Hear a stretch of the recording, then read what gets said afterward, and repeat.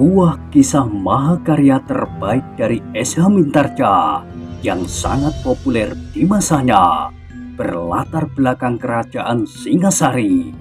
Dengan bangga kami persembahkan kepada sahabat Permata TV tercinta semuanya dengan judul Kisah Pelangi di Langit Singasari.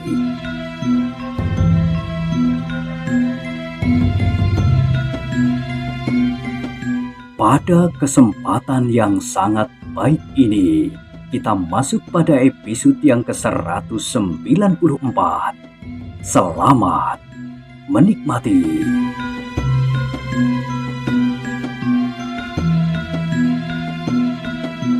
Pada episode sebelumnya telah diceritakan, Mahesa Agni menjadi heran mendengar kata-kata orang tua itu.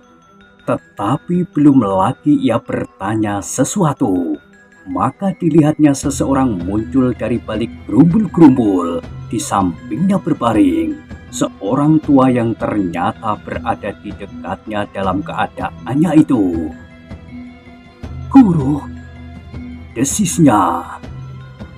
"Iya, Agni."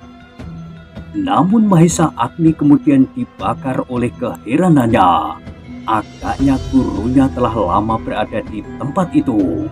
Orang tua itu sama sekali tidak heran dan terkejut melihat kehadiran laki-laki tua yang telah melukainya.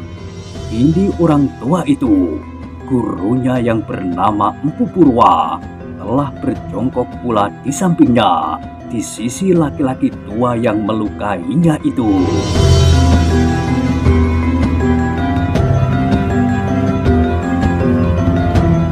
Dengan nada yang dalam gurunya berkata, "Pusatkan daya tahanmu, Agni.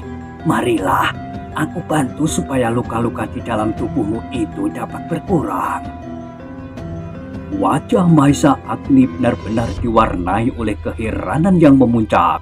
Tetapi ia tidak sempat bertanya.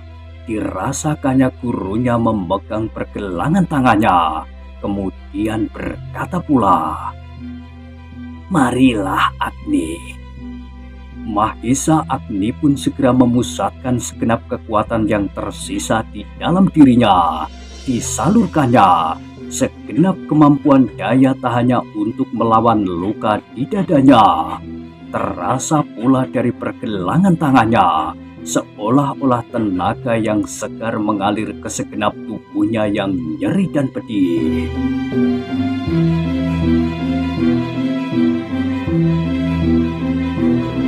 Mahesa Agni berusaha mengatur jalan pernafasannya. Perlahan-lahan dicobanya untuk menenangkan perasaannya yang masih saja bergolak. Namun kini gurunya ada di sampingnya, sehingga lambat laun ia dapat menjadi tenang dan dapat memusatkan pikiran, perasaan, dan setiap getaran di dalam dirinya untuk menahankan luka di dalam dirinya.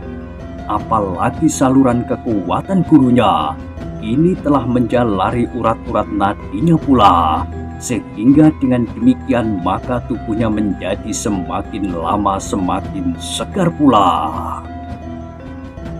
Akhirnya luka-luka di dadanya itu tidak lagi sangat mengganggunya. Jantungnya tidak lagi digigit oleh kenyerian yang sangat, meskipun keadaan tubuhnya masih belum pulih sama sekali. "Apakah keadaanmu sudah menjadi bertambah baik?" bertanya gurunya. "Sudah, Guru," sahut Mahesa Agni. "Bangunlah." Perlahan-lahan Mahesa Agni mencoba untuk bangun. Bertelekan atas kedua tangan ia mengangkat kepalanya, kemudian badannya sehingga ia berhasil duduk di muka gurunya. Empu Purwa pun kemudian mengambil sebutir obat dan memberikannya kepada muridnya. "Makanlah, kau akan segera menjadi sehat kembali.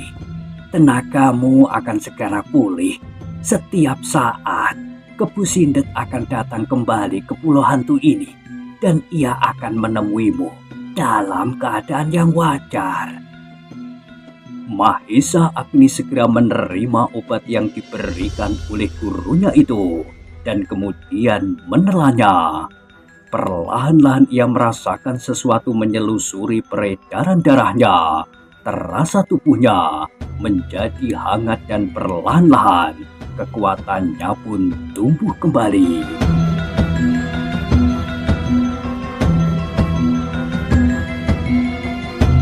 Ketika terasa tubuhnya telah menjadi segar, serta luka-luka di dadanya tidak mengganggunya lagi, maka tiba-tiba Mahesa Agni menyadari keganjilan yang dihadapinya. Ternyata gurunya sama sekali tidak berbuat sesuatu atas laki-laki yang telah melukainya. Terasa bahwa ada ketidakwajaran terjadi atas dirinya. Karena itu, maka diberanikannya dirinya bertanya kepada gurunya, "Empu, apakah yang sebenarnya terjadi atas diriku? Orang inilah yang bernama Empu Soto yang telah melukai dadaku. Ia pula lah yang telah mendorong aku ke dalam neraka ini dan menghambat usahaku membangun bendungan. Orang ini pernah bertemu dengan paman Empu Gandring dan yang pernah berusaha mencegat Ken Dedes di tengah-tengah hutan." Empu Purwa berpaling, dipandanginya wajah Empu Soto. Namun kemudian ia pun berkata, "Iya, aku sudah mendengarnya, Agni. Empu Soto sendiri tidak akan mengingkarinya. Tetapi sesuatu telah terjadi di dalam dirinya. Bukankah kau mendengar bahwa Empu Soto pula lah yang telah berkelahi melawan Wong Sarimpat, sehingga Wong Sarimpat mati karenanya?" "Ya Guru, tetapi itu adalah karena pertengkaran yang terjadi di antara mereka yang berebut rezeki." "Iya, mungkin begitu, tetapi mungkin pula tidak. Di dalam diri seseorang dapat berkembang perasaan dan nalar. Suatu ketika, ia berpijak pada suatu pendirian yang salah. Perkembangan budi yang ada dalam dirinya telah menuntunnya ke jalan yang lain. Peristiwa-peristiwa yang beruntun terjadi pada diri seseorang akan dapat mempengaruhi sikap dan pandangannya terhadap sesuatu persoalan." Mahesa Agni tidak segera menjawab. Ditatapnya wajah gurunya dan Empu Soto berganti-ganti. Wajah gurunya yang tenang sejuk, seperti rimbunya daun preh yang tumbuh di dekat tempat itu. Bagi Mahesa Agni, wajah itu telah memberinya ketenangan lahir dan batin. Di sisinya berjongkok pula seorang yang hampir sebaya dengan gurunya, Empu Soto. Orang yang pernah mendorongnya ke dalam keadaan yang sampai saat ini masih dialaminya. Tetapi dalam keadaannya kini, Mahesa Agni memang melihat beberapa perubahan. Sejak ia bertemu dengan orang ini, sebelum berkelahi, dilihatnya sorot mata yang berbeda dengan sorot mata Empu Soto beberapa waktu yang lampau. Tetapi ia tidak sempat mempertimbangkannya. Kebenciannya segera membakar hatinya dan hilanglah segala macam perhitungan. Apa yang dialaminya selama ia berada di dalam sarang iblis kemundungan itu pun ternyata mempengaruhi perasaan dan nalarnya. Meskipun Mahesa Agni tidak mengarah ke dalam keadaan seperti yang diharapkan oleh Kepu Sindut, kehilangan keberanian dan harga diri, tetapi bahwa ia terpisah dari pergaulan yang layak telah menjadikannya kehilangan beberapa bentuk pertimbangan. Kejemuan yang tertahan-tahan membuat hatinya lekas bergejolak. Mahesa Agni kini kekuatannya telah hampir pulih kembali. Hanya sekali-sekali terasa dadanya bergetar dan agak nyeri, tetapi sama sekali sudah tidak mengganggunya lagi.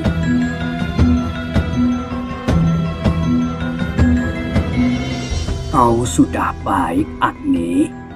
Bertanya gurunya. Sudah, Guru, sahutnya. Nah, sekarang kau harus mencoba mengerti bahwa kedatangan Empu Soto sama sekali tidak akan bermaksud buruk. Tetapi ia masih ingin menangkap aku hidup-hidup, Guru. Ia masih ingin membawa aku sebagai barang dagangan yang akan dijualnya kepada Ken Dedes dan aku Tunggul Ametung. Empu Purwa tersenyum. Sekali ia berpaling kepada Empu Soto. Kemudian katanya, "Tidak, Agni. Ia tidak ingin berbuat demikian lagi. Mungkin karena guru segera datang." Empu Purwa menggelengkan kepalanya. "Tidak, aku datang bersama Empu Soto. Guru melihat aku berkelahi." "Iya." "Aku melepaskan Aji Gundala Sosro." "Iya." Mahesa Agni menarik nafas dalam-dalam. Dipandanginya wajah Empu Soto yang telah dilukisi oleh garis-garis umurnya yang semakin banyak dan dalam. Terasa kini di dalam dirinya perbedaan sorot mata orang tua itu. Sorot mata itu kini sudah tidak liar dan buas lagi. Sorot mata yang lain sama sekali dari sorot mata Empu Soto yang pernah dikenalnya dahulu. Tetapi tiba-tiba Mahesa Agni bertanya, "Apakah maksudnya bahwa aku telah dipaksanya untuk berkelahi?"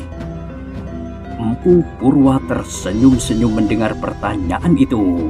Ketika ia berpaling dan memandangi wajah Empu Soto, orang tua itu pun tersenyum pula. "Agni," berkata gurunya, "aku bertemu dengan Empu Soto pada saat Kepu Sindet datang ke sarangnya ini beberapa hari yang lalu. Aku telah mengatakan kepadanya apa yang sedang kau lakukan di sarang iblis ini. Agaknya Empu Soto ingin membuktikan sendiri sampai di mana kau mendapat kemajuan selama ini. Ternyata cara yang ditempuhnya agaknya tidak kau senangi. Tetapi apabila tidak demikian, maka ia tidak akan dapat mengerti ukuran yang sebenarnya dari tingkat ilmumu yang sekarang."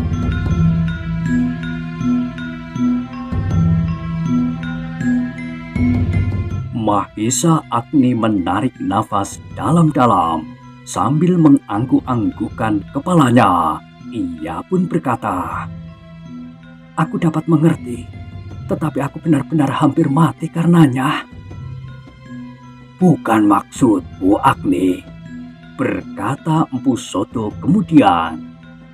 "Dan aku pun telah menemukan ukuran bahwa dengan demikian kau tidak akan mati.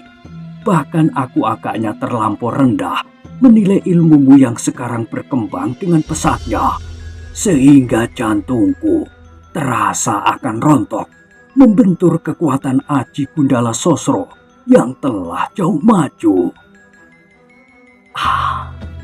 Mahesa Agni berdesah. "Dengan demikian, Agni," berkata Empu Purwa kemudian, "kau dapat menilai dirimu pula. Kepu Sindet dan kami yang tua-tua ini pasti tidak akan terlampau banyak terpaut. Kini kau akan mendapat ukuran bahwa kau masih belum mampu mengimbangi Kepu Sindet. Jarak itu masih agak jauh dan kau masih harus bekerja lebih keras lagi."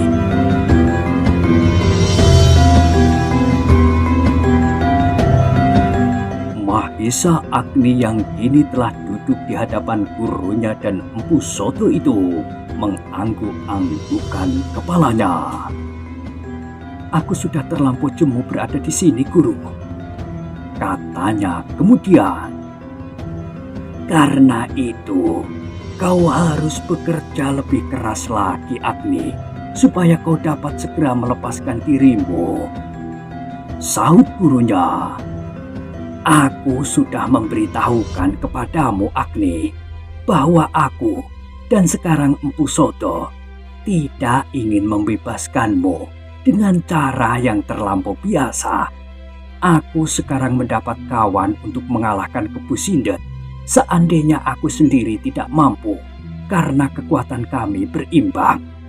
Tetapi dengan Empu Soto, kami berdua pasti akan dapat membunuhnya. Namun dengan demikian, Kepu Sindet tidak akan mengalami guncangan perasaan yang dahsyat. Ia tidak akan terkejut. Adalah wajar bahwa aku berdua dengan Empu Soto dapat mengalahkannya. Tetapi apabila ia harus berhadapan dengan kau sendiri, yang selama ini disangkanya telah kehilangan segala keberanian dan keinginan untuk lepas daripadanya, maka ia pasti akan terkejut sekali. Sikapmu yang seakan-akan kehilangan segala macam harga diri adalah suatu loncatan yang jauh. Loncatan yang akan menentukan hari depanmu sendiri dan hari-hari terakhir bagi Kepu Sindet. Mahisa Agni tidak segera menjawab kata-kata gurunya. Meskipun ia dapat mengerti, tetapi ia hampir-hampir sudah tidak tahan lagi berada di sarang Kepu Sindet yang menjemukan itu.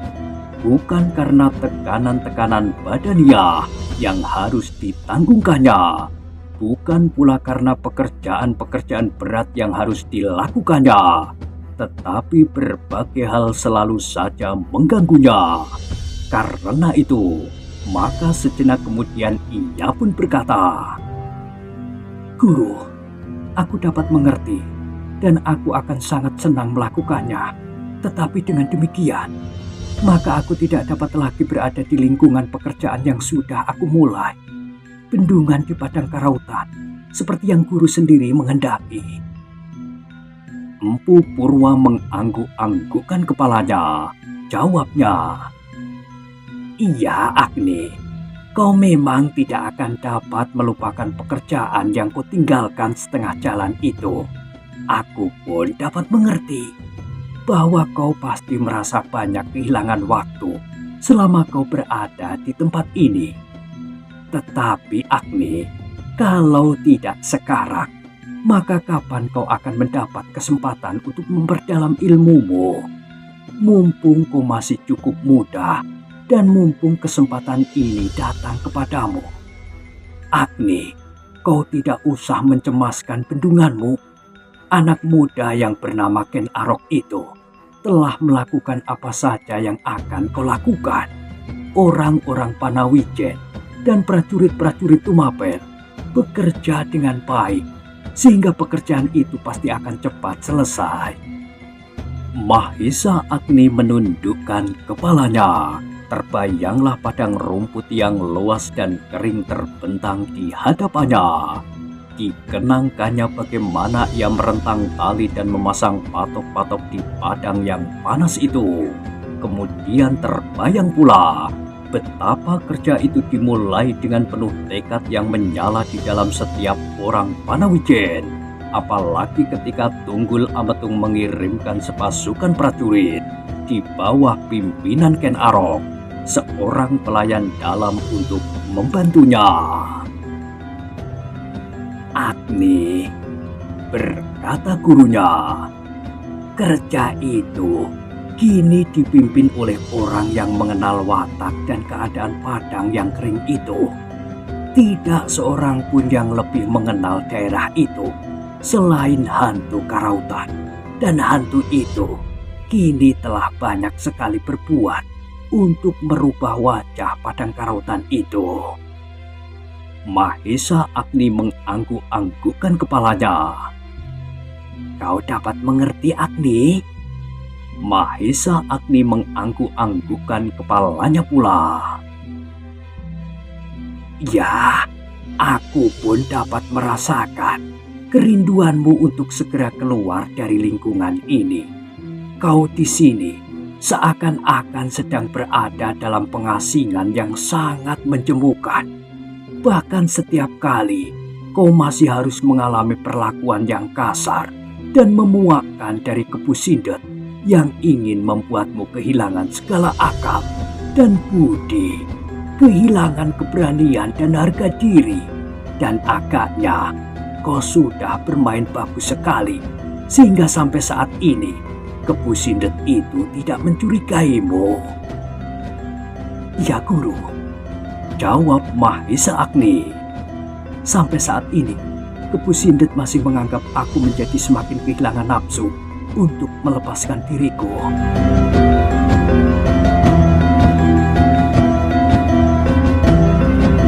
Nah, kalau keadaan itu masih tetap dapat kau pertahankan, maka kau harus memanfaatkannya.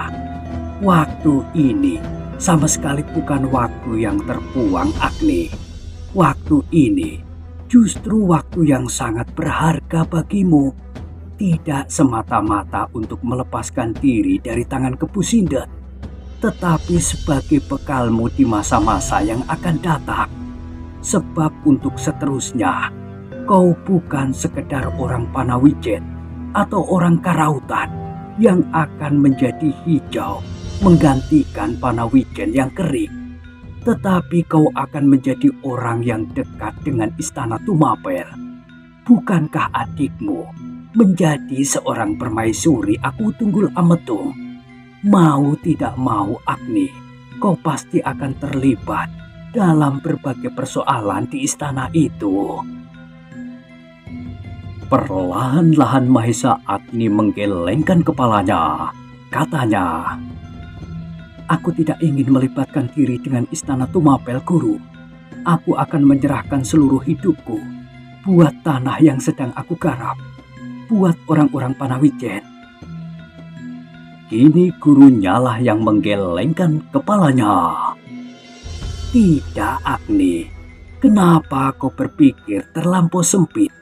Kalau kau dapat menyerahkan tenagamu untuk sesuatu yang lebih besar, maka itu harus kau lakukan.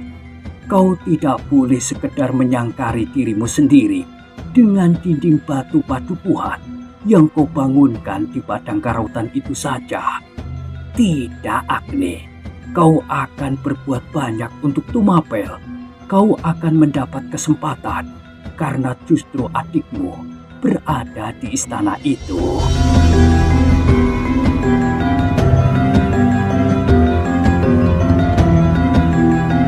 Mahesa Agni tidak menjawab, tetapi wajahnya menjadi suram. Kau adalah seorang jantan, Agni, bukan seorang laki-laki cengeng. Kau mengerti? Gurunya berhenti sejenak. Kalau kau bekerja untuk Tumapel, itu tidak harus berarti kalau kau telah dikuasai oleh nafsu untuk mendapatkan kedudukan dan kesempatan yang baik bagi dirimu sendiri. Tidak, Agni. Tekadmu harus tetap kau pelihara. Berbuat sebanyak-banyaknya untuk manusia dan kemanusiaan. Untuk rakyat Tumapel. Itulah.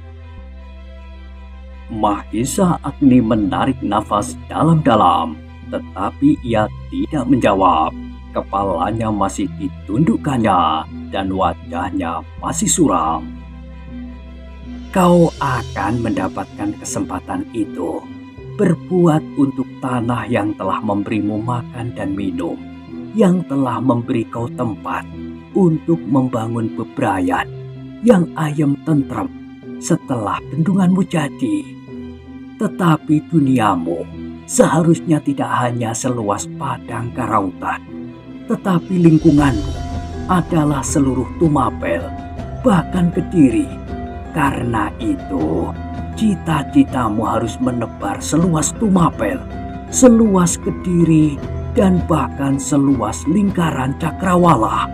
Sepanjang manusia yang berada di dalam lingkungannya merasa satu dengan kau dan orang-orang Kediri, satu dalam cita dan cita-citamu, bersumber pada aliran darah yang sama dan senada, kau harus berbuat sesuatu untuk membangunkan bebrayan, yang diikat oleh rasa persaudaraan dan kejujuran. Mahesa Agni masih tetap berdiam diri. Alangkah jauh perbedaannya dunia yang dikatakan oleh gurunya itu dengan dunia yang diinjaknya kini. Dunia cita-cita yang melambung tinggi dan dunia yang sebenarnya dimilikinya. Karena itu maka sejenak ia dirayapi oleh keraguan-raguan dan kebimbangan. Apakah yang dikatakan oleh guru itu bukan sekedar mimpi yang indah? Desisnya di dalam hati. Agaknya Empu Purwa melihat keraguan-raguan itu, sehingga ia berkata pula, "Agni, memang apa yang aku katakan itu bagimu tidak lebih dari kilatan sinar bintang di langit. Kau hanya dapat memandang saja, tetapi kau tidak dapat menyentuhnya. Tetapi Agni, tidak ada yang aneh bagi Yang Maha Agung. Pergunakanlah apa yang sudah kau miliki untuk menjadi bekalmu. Kalau kau berjalan di atas jalan yang lurus, benar dan adil, maka kau akan dibimbing oleh Yang Maha Agung. Tetapi kau sendiri harus berbuat, harus berusaha sebagai bukti kesungguhanmu. Tanpa kesungguhan, tanpa perjuangan, maka tidak ada suatu pun yang akan dapat kau capai." Mahesa Agni tidak segera menjawab. Ia masih saja berdiam diri. Tetapi kata-kata gurunya itu meresap di dalam hatinya. Terbentanglah di hadapannya suatu masa yang penuh dengan perjuangan dan kerja. Dan ia kini sudah memulainya. Sejenak mereka saling berdiam diri. Angin yang sejuk itu berhembus menyentuh tubuh-tubuh mereka. Dedaunan yang kering bertebaran runtuh dari cabang-cabangnya. "Agni," terdengar suara gurunya. "Aku telah berbicara dengan Empu Soto untuk mempercepat waktu yang kau perlukan. Maka kau akan mendapat seorang guru lagi. Ia akan memberimu berbagai macam ilmu yang lain dari yang sudah kau miliki.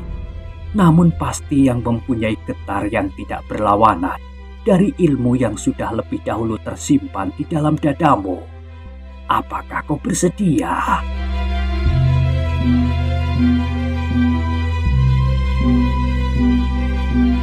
Dengan serta-merta Mahesa Agni mengangkat wajahnya. Dipandanginya kedua orang tua itu berganti-ganti, tetapi ia masih belum menyahut. "Semakin banyak ilmu yang kau miliki, maka semakin banyak pula bekal yang akan kau punyai. Kau adalah angkatan masa datang. Sekarang kau harus menimbun ilmu sebanyak-banyaknya di dalam dirimu, supaya yang tua-tua ini tidak lagi merasa dirugikan bahwa masa depan dari tanah ini akan lebih baik dari masa kini. Kalau anak-anak muda masa kini tidak tertarik lagi pada ilmu, maka masa depan dari tanah ini pasti akan suram. Tetapi kalau anak-anak muda kini menyimpan ilmu, namun tidak didasari dengan cita dan cita-cita yang baik, maka masa depan tanah ini akan menjadi lebih parah lagi." Wajah Mahesa Agni itu pun menjadi semakin cerah. Dengan demikian ia akan menjadi semakin cepat dapat keluar dari lingkungan yang memuakkan ini. Namun lebih daripada itu, seperti yang dikatakan oleh gurunya, bagaimana ia dapat memanfaatkan ilmunya untuk kebaikan. "Bagaimana Agni? Apakah kau bersedia?" Perlahan-lahan Mahesa Agni menganggukkan kepalanya. Katanya lambat, "Aku bersedia, Guru." "Kau terima dengan senang hati?" bertanya gurunya. "Ya, Guru." Aku akan sangat senang. Dengan demikian, maka aku akan mendapat kesempatan lebih banyak. Bagus. Nah, sekarang biarlah Empu Soto sendiri mengatakannya, berkata Empu Purwa itu.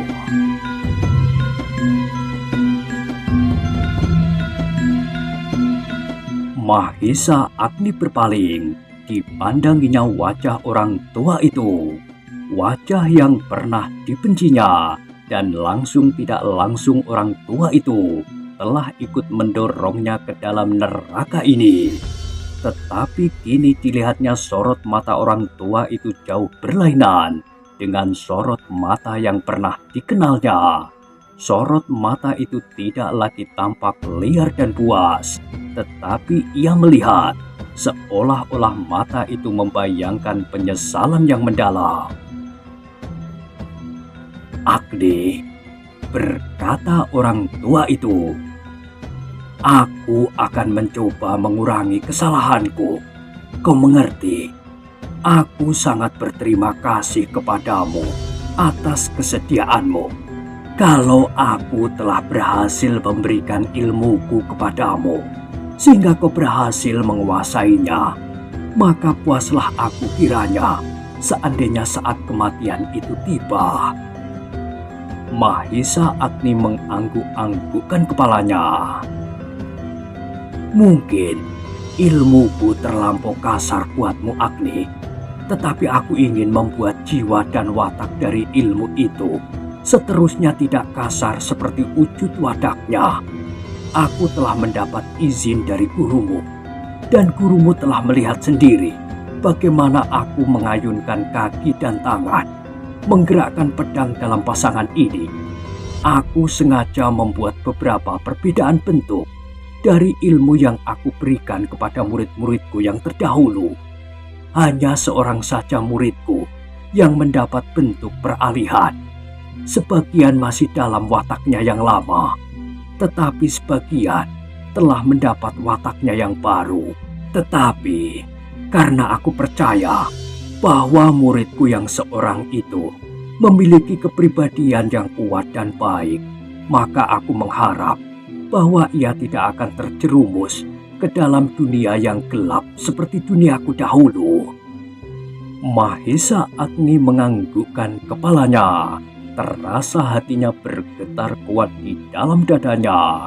Perlahan-lahan ia menjawab, aku akan menerimanya dengan senang hati atas izin guru. Iya Agni, dalam sehari kemarin, aku dan gurumu sempat membicarakan masalah kau dan ilmumu. Nah, untuk seterusnya, aku akan mendapat waktu memberimu beberapa petunjuk. Tetapi petunjuk itu pasti tidak akan terlampau banyak, sebab kau sendiri telah berada di tataran yang cukup tinggi. Mudah-mudahan aku dapat menerimanya, Empu. Tentu kau dapat menerimanya, tetapi kau tidak boleh tergesa-gesa. Waktu yang aku dapat tidak terlampau banyak. Setiap kali kita harus mempertimbangkan apakah Kepu Sindet sudah pulang. Ada satu keuntungan bagi kita, Empu. Kepu Sindet selalu memanggil aku dengan tanda. Empu Soto mengangguk-anggukkan kepalanya, dan Empu Purwa berkata, setiap kali aku berada di sini, maka aku pun selalu memperhatikan tanda itu. Tetapi lebih baik setiap kali kita keluar dari tempat ini sebelum iblis itu datang. Empu Soto masih mengangguk-anggukkan kepalanya. Ia sependapat dengan Empu Purwa. Sebaiknya mereka meninggalkan tempat itu setiap kali sebelum Kepu Sindet datang.